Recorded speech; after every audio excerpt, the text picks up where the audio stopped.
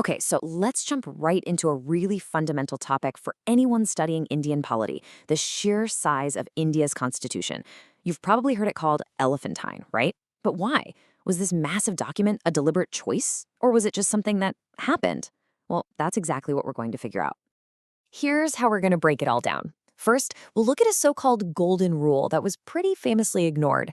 Then we'll get a real sense of the scale we're talking about. After that, we'll explore the lessons from around the world and the unique needs within India that shaped it. We'll also dig into the huge British influence. And finally, we'll wrap up by asking, was all this book actually necessary? All right, first up, let's talk about some advice from a world-renowned expert on constitutions, Sir Ivor Jennings. This guy was so well respected, in fact, that Jawaharlal Nehru even thought about making him the chairman of the drafting committee. So he knew his stuff. His philosophy was pretty simple, really. He believed a constitution should be a short, sharp framework of basic principles. Lay down the fundamental rules of the game and then get out of the way. Don't get tangled up in all the tiny details that can be sorted out later with ordinary laws. So here's where it gets really interesting. India's Constituent Assembly heard this advice. And then they decided to go in the complete opposite direction. This wasn't an accident. They made a very conscious choice to go for detail over brevity, for complexity over simplicity. So what did that choice for complexity actually result in? Let's put some numbers on it, because when you see the comparison, you really start to understand the incredible scale we're dealing with. Just look at this. It says it all, doesn't it? When it was first enacted, the Indian Constitution had a staggering 395 articles, split into 22 parts and 8 schedules. Now compare that to Canada's 147 articles, or the United States Constitution with just 7 articles. It's not even in the same ballpark. And that, of course, brings us to the central question we're trying to answer. Why did the framers, who were some of the most brilliant legal and political minds of their time, deliberately ignore that golden rule and build this constitutional giant? Well, it wasn't just one reason. It was a perfect storm of several powerful factors. The first piece of the puzzle comes from the fact that the constitution makers were looking all around the world. They wanted to learn from the successes and, maybe more importantly, the failures of other countries. These guys were meticulous students of how governments work. They didn't just read other constitutions, they studied how they played out in the real world. They were like constitutional shoppers, taking the parliamentary system from Britain, ideas about directive principles from Ireland, and key federal features from Canada. And every time they borrowed an idea, they added details and clarifications to make sure it would fit India perfectly and avoid the problems they saw elsewhere.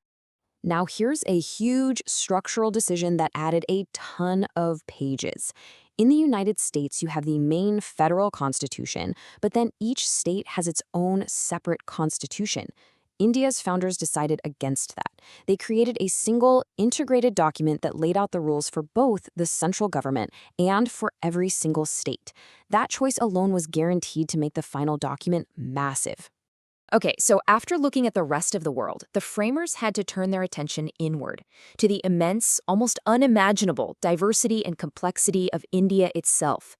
A simple, bare-bones document just wasn't going to work.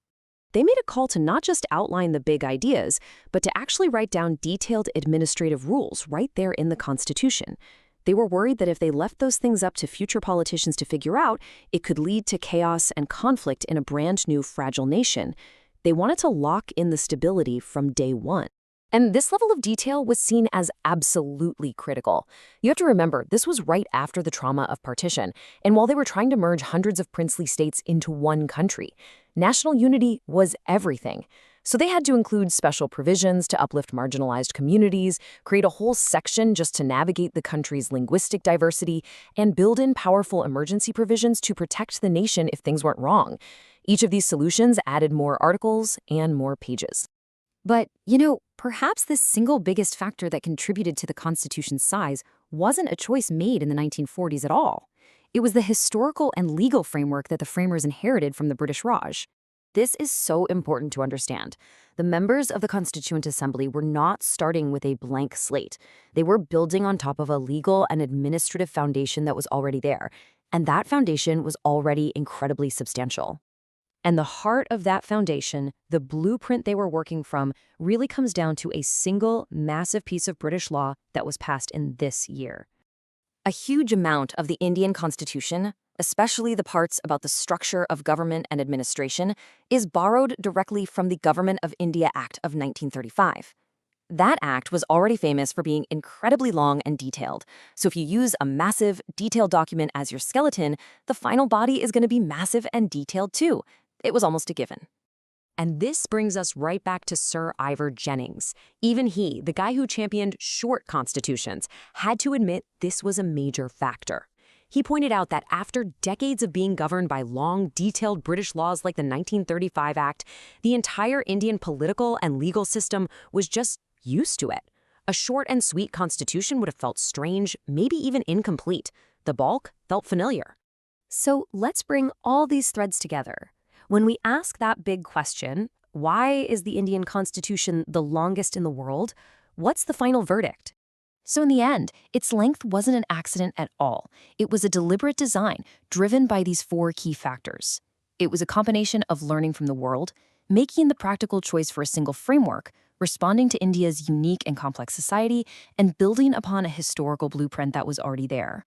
And that leaves us with one final big thought to chew on. Was the framers' choice to spell everything out a necessary safeguard that has protected a complex, diverse democracy for over 70 years? Or has that same incredible detail become a kind of barrier, making it harder for the country to be flexible and adapt to modern challenges? That's a debate that's still very much alive today.